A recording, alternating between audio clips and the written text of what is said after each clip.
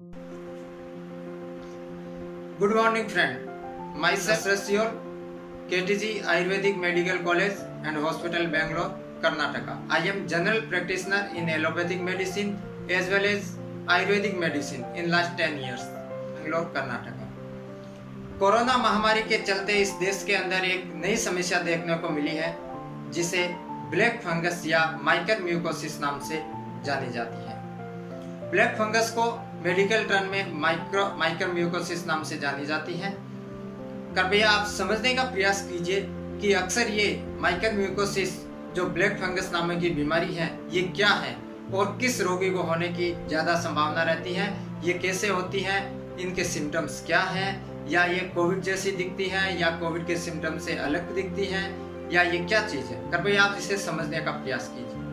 यदि आपको लगता है कि मेरे द्वारा ये दी गई जानकारी आपके लिए हेल्पफुल है तो मैं आपसे रिक्वेस्ट करूंगा कि ये एक साइंटिफिक डेलिब्रेशन है और ये एक साइंटिफिक चैनल से आप इस वीडियो को शेयर करें। म्यूकरमाइकोसिस ब्लैक फंगस यह एक बहुत ही घातक बीमारी है जो कि ये जानलेवा बीमारी साबित हो गई है। हमारे गवर्नमेंट ऑफ इंडिया ने ब्लैक फंगस को एक महामारी के रूप में घोषित कर दिया गया है। यह अभी सबसे ज़्यादा महाराष्ट्र जैसे मुंबई, गुजरात और राजस्थान में अपने ज़्यादा पांव पसार रही है और इन्हीं स्टेट के अंदर ये सबसे ज़्यादा पेशेंट देखने को मिले हैं। हाल ही जोधपुर एम्स में इसके ज़्यादा पेशेंट आने की संभावना रही है। वही मुंबई के बहुत ही कुछ प्राइवेट हॉस्पिटलों में और गवर्नमेंट हॉस्पिटलों में ब्लैक फंगस नाम की बीमारी के पेशेंट आते हैं और कई डेथ भी हो चुकी है। तो आप समझने की कोशिश कीजिए कि अक्सर ये ब्लैक फंगस बीमारी, इनके सिम्टम्स क्या हो सकते हैं। एक्सपर्ट विशेषज्ञों का कहना है कि ब्लैक फंगस बीमारी है जो हवा में कीटाणु के द्वारा फैलती है, जैसे धूल मिट्टी के कारण जो अपन अपने नेजल कैविटी यानी नाक नासाद्वार के द्वारा सांस के अंदर चले जाते हैं और वो इन्फेक्टिव हो जाते हैं, जिसके कारण हमें ब्लैक फंगस की बीमारी हो सकती है। जो कोरोना मरीज हैं जिसका इम्यूनिटी सिस्टम कमजोर है उनको ये बीमारी होने का चांसेस रहता है। यदि आप स्वस्थ हैं, किसी बीमारी से पीड़ित नहीं है, तो आपको इस बीमारी का होने का कम से कम चांस रहता है, जो कि आप अपने घर में रहें और सुरक्षित रहें। बिना किसी काम के न होने के कारण आप इधर उधर ना घूमें। सरकार के लॉकडाउन के रूल्स को फॉलो करें, गवर्नमेंट्स के रूल्स को आप फॉलो करें एवं लॉकडाउन के रूल्स को फॉलो करते हुए आप इस बीमारी से बचने का प्रयास कीजिए। और इस बीमारी के जो सिम्टम्स हैं वो मैं आपको बताता हूँ कि यदि आपको किसी फैमिली में या किसी परिवार या किसी आप में इस टाइप के अगर आपको कोई सिम्टम दिखते हैं तो आपने तुरंत ईएनटी स्पेशलिस्ट यानी कान नाक गला रोग विशेषज्ञ डॉक्टर्स या फिर जनरल मेडिसिन डॉक्टर से आप जरूर संपर्क करें। ऐसा नहीं कि आप अपनी मन मर्जी से कोई दवाई ले रहे हैं या मन मर्जी से अपना डिजीज यानी रोग घोषित कर रहे हैं या अपने होम डिलीवरी के लिए किसी नर्सिंग ऑफिसर को घर बुलाकर आप ट्रीटमेंट करा रहे हैं या किसी फार्मासिस्ट के द्वारा आप उसकी एडवाइस से आप दवाइयाँ ले रहे हैं। ऐसा आप बिल्कुल ना करें। किसी भी कंडीशन में आप अपने डॉक्टर से संपर्क करें। विदाउट डॉक्टर के कंसल्ट आप किसी दवाइयों का उपयोग ना करें। अगर इस टाइप में या इस कंडीशन में आप किसी विदाउट डॉक्टर के कंसल्ट या अपने घर बुलाकर किसी नर्सिंग ऑफिसर से आप ट्रीटमेंट करा रहे हैं तो ये आपके लिए एक घटना बहुत ही गंभीर घटना साबित हो सकती है। म्यूकरमाइकोसिस जो ब्लैक फंगस जो की बीमारी है, इसके सिम्टम है आपको तेज बुखार होगा और तेज सिर दर्द के साथ में आपकी लालिमा यानी आंख लाल हो जाएगी। आंख के जो एरिया है, आंख के चारों तरफ आपको स्वेलिंग दिखाई देगी और नाक के अंदर जलन और नाक के जो ऊपर की जो ये बोन्स होती है, इसी बोन्स के आसपास में आपको कहीं स्वेलिंग दिखाई देगी और नाक से काला पानी बहने लगेगा। यदि आपको खांसते, छींकते या वॉमिट उल्टी करते समय आपके नाक में से या किसी मुंह में से आपको खून आने की समस्या आपको शुरू हो जाएगी और तेज बुखार होना शुरू हो जाएगा। यदि इस टाइप या आपको रनिंग नोज या ब्लॉकिंग नोज की समस्या है, ये इस टाइप के आपको लक्षण दिखते हैं तो आप बिल्कुल इसे कोरोना डिजीज ना समझे या किसी वायरल डिजीज का होना आप समझे। आप तुरंत अपने ईएनटी स्पेशलिस्ट या जनरल मेडिसिन डॉक्टर से संपर्क करें और डॉक्टर के अनुसार आपको दवाइयाँ दें। यह बीमारी एक बहुत ही महामारी के रूप में अभी घोषित हो गई है और यह बहुत ही जानलेवा बीमारी है। कृपया आप इससे बचें और इसको समझने की कोशिश कीजिए। जहाँ तक मेरा जो एक्सपीरियंस है उसी के साथ मैं आपको ये जानकारी दिया हूँ कि इसके ये सिम्टम्स रहते हैं। आपको डिफिकल्टी ब्रीदिंग भी हो सकती है इसके अंदर, या आपको सांस लेने में प्रॉब्लम भी हो सकती है। आंख का लाल होना, आंख के चारों तरफ आपको सूजन दिखाई देगी और आंख के सामने आपको काले धब्बे या कभी कभी दिखना भी बंद हो जाएगा।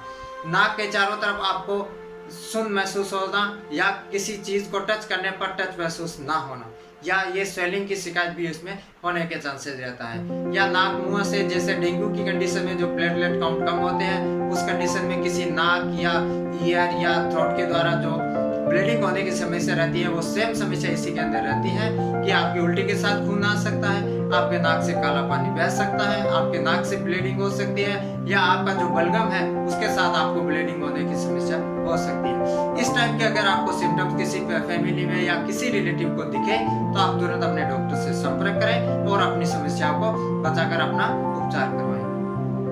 अब हम बात करेंगे कि यह बीमारी सबसे ज्यादा होने का किसे चांस रहता है। तो हाल ही में जो कोविड पेशेंट है, जो कोविड होकर वापस अभी रिकवर की ओर गए हैं, उस पेशेंट को ज्यादा होने का चांसेस रहता है, क्योंकि ये इम्यूनी सिस्टम के चलते ये बीमारी होती है, जिसका इम्यूनी सिस्टम यानी कहे तो रोग प्रतिरोधक क्षमता जो कमजोर हो चुकी है, उस पेशेंट को इसमें ज्यादा होने का चांसेस रहता है। तो आप अपने रोग प्रतिरोधक क्षमता को आप बढ़ाएं।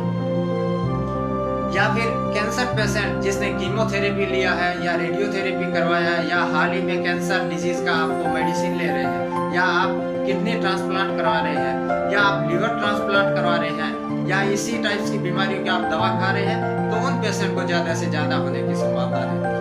मैं यहाँ एडवाइस करूंगा कि सबसे फर्स्ट में कैंसर पेशेंट, नंबर 2 पे मैं किडनी ट्रांसप्लांट पेशेंट को, और नंबर 3 पे जो लिवर डिजीज के जो पेशेंट हैं, उनसे मैं रिक्वेस्ट करूंगा कि आप अपने घर में रहे, सुरक्षित रहे, क्योंकि इस पेशेंट को हाल ही में ज्यादा चांसेस है। या जिस व्यक्ति ने लंबे समय से किसी प्रकार की पेन किलर यानी स्टेरॉइड जैसे डेक्सामेथासोन, मेथिलप्रेडनिसोलोन या प्लेन प्रेडनिसोलोन या वाइसोलोन आदि प्रकार की जो स्टेरॉइड की जो दवाइयां ज्यादा जिस पेशेंट ने खाई है या जिस व्यक्ति ने खाई है, उसे ये ब्लैक फंगस नामक की बीमारी ज्यादा होने का चांसेस रहता है। जो कि कोविड पेशेंट जो इंटेंसिव केयर यूनिट यानी आईसीयू में सबसे ज्यादा कोविड को ठीक करने के लिए हम डॉक्टर लोग स्टेरॉइड का इस्तेमाल करते हैं, जिसके ज्यादा लेने से आपका इम्यूनी सिस्टम बहुत ही वीक हो जाता है, बहुत कमजोर हो जाता है, और उसके चलते आपको ये ब्लैक फंगस नामक की बीमारी होने का ज्यादा चांसेस रहता है। म्यूकरमाइकोसिस ब्लैक फंगस, मैं आपसे आशा करता हूँ कि जरूर आपके समझ में आई होगी। तो आप इस बीमारी से बचने का प्रयास कीजिए। किसी भी कंडीशन में आपको किसी टाइप के सिम्टम दिखे तो आप इसे वायरल ना समझे, आप तुरंत डॉक्टर से संपर्क करें। आप अपना टेस्ट करवाएं और अपने डॉक्टर के अनुसार ही दवाइयाँ लें।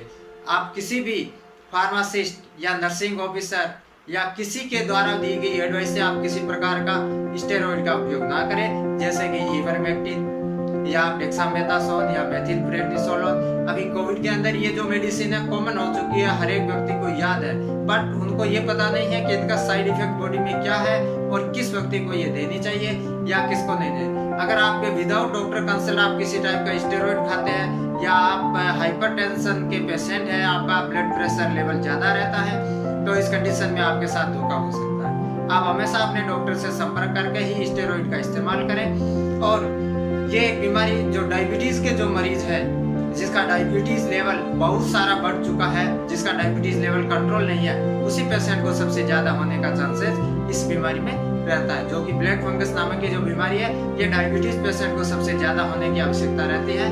तो मैं डायबिटीज पेशेंट से भी कहना चाहूंगा कि अपना डायबिटीज समय समय पर चेकअप करें, डॉक्टर से दवाइयाँ लें और अपना डायबिटीज का जो लेवल है उसे आप अपनी डाइट को फॉलो करें, डाइट पर कंट्रोल रखें, नियंत्रण रखें। और ये जो इसी डायबिटीज को आप हमेशा मिनिमम डायबिटीज का लेवल है जो 70 to 140 होना चाहिए।